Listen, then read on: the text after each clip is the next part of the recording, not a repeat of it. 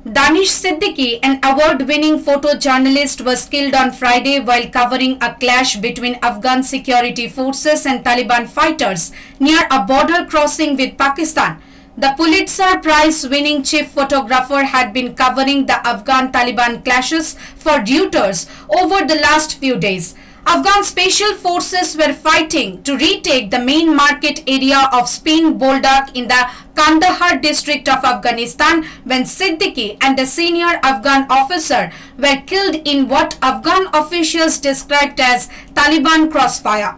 Earlier this week, Siddiqui had been embedded with Afghan special forces in Kandahar to cover the conflict in the region. Reuters President Michael Friedenberg and Editor-in-Chief Alessandra Galloni said in a statement, Danish was an outstanding journalist, a devoted husband and father, and a much-loved colleague. Our thoughts are with his family at his terrible time.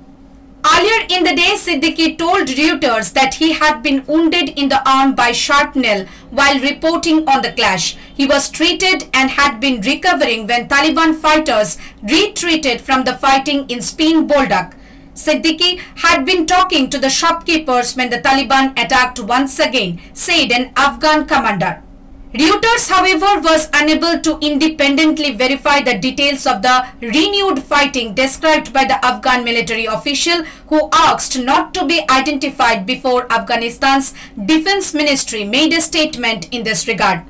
Union Minister for Information and Broadcasting Anurag Thakur expressed his condolences on the passing of Siddiqui. Former Congress President Rahul Gandhi also offered his condolences and appealed to the Indian government to bring Siddiqui's mortal remains back. The Press Club of India also expressed shock at the death of the renowned photojournalist. Bureau Report, Halabol.